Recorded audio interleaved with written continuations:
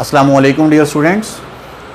Previous lecture में हमने ये बॉडी बी पर नेट फोर्स के लिए काम स्टार्ट किया था और हमने ये पढ़ा था कि बॉडी बी जो है उस पर 3 फोर्सेस एक्ट कर रही हैं, ना कि 2 फोर्सेस हैं। बॉडी बी पर एक्ट करने वाली 3 फोर्सेस थी, उसका weight W is equal to m2g that was acting vertically downward, other was the reaction of table surface which is acting vertically upward, और ये रिएक्शन जो है टेबल सरफेस का ये बॉडी के वेट के इक्वल और अपोजिट डायरेक्शन में था, और टेंशन इन द स्ट्रिंग वो बॉडी पर हॉरिजॉन्टल डायरेक्शन में एक्ट कर रही थी।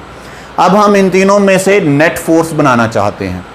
तो जैसा कि पहले आपके सामने बयान कर चुका कि ये जो 2 फोर्सेस हैं, बॉडी का वेट और reaction of the table surface, ये 2 फोर्सेस एक दूसरे के इक्वल हैं और एक दूसरे के अपोजिट हैं। याद रखें, जब 2 फोर्सेस एक दूसरे के इक्वल और अपोजिट डायरेक्शन में किसी बॉडी पर एक्ट करती हैं तो हम कहते हैं कि उन 2 फोर्सेस की वजह से जो नेट फोर्स बनती है, यानी उन 2 फोर्सेस का जो सम बनता है वो 0 होता है।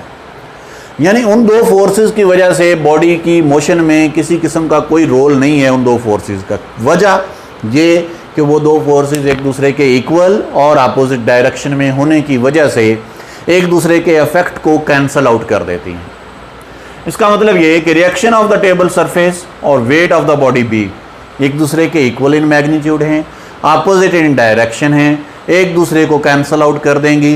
बॉडी बी की नेट फोर्स के लिए या बॉडी बी की हॉरिजॉन्टल डायरेक्शन में मोशन के लिए इन 2 फोर्सेस का कोई रोल नहीं है। अब एक सिंगल फोर्स बच जाती है which is responsible for the motion of body B in horizontal direction, and that force is tension in the string. So अगर न्यूटन थर्ड लॉ की मदद से हम यहाँ पर नेट फोर्स निकालना चाहें तो F is equal to ma। Net force हम निकालते हैं जिस फोर्स की वजह से बॉडी मूव कर रहा है।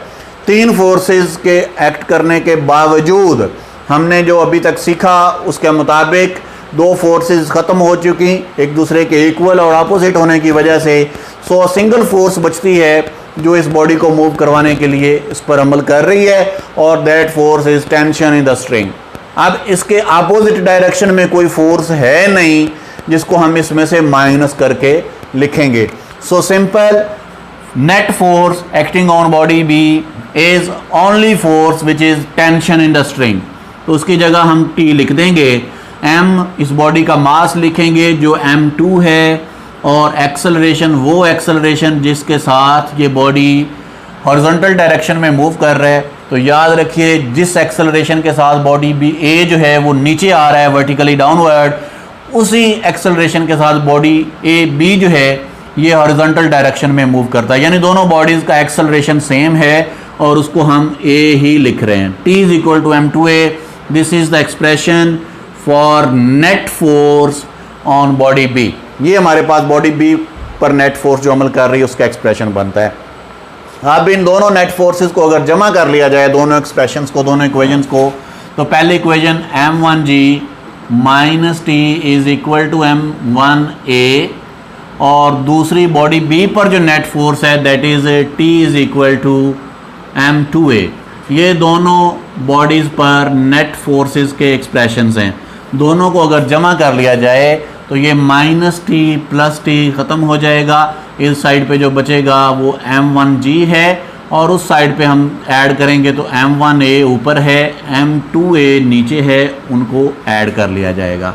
m1g इक्वेशन के इस साइड पे चल रहा है, इधर से a common, m1 plus m2, और a के साथ जो चीज़ मल्टीप्लाई हो रही है उसको दूसरी तरफ ले जाएंगे तो ये डिवाइड हो जाएगी और हमारे पास एक्सेलरेशन का फार्मूला निकल आएगा, that is m1g over m1 plus m2। तो ये डियर स्टूडेंट्स हमारे पास एक्सेलरेशन का एक्सप्रेशन जो है वो बन चुका। सिंपल, बहुत सिंपल है। यही अगर a का एक्सप्रेशन जो है इसको इक्वेशन नंबर 2 में पुट कर दिया जाए तो हमारे पास टेंशन इन द स्ट्रिंग का फार्मूला भी बन जाएगा। वो इस तरह से कि T is equal to m2a है, इसमें पुट कर दें आप a is equal to m1g over m1 plus m2, तो यही एक्सप्रेशन बन जाएगा m2 into m1g over m1 plus m2 multiply होके m1 m2g over m1 plus m2, ये हमारे पास दोनों बॉडीज़ के लिए जो टेंशन इन द स्ट्रिंग है उसका एक्सप्रेशन बन जाता है। तो ये सारी डेरिवेशन अच्छी तरह से आपने तैयार करनी है। इंशाल्लाह नेक्स्ट लेक्चर में फिर मुलाकात होगी। अल्लाह हाफिज़।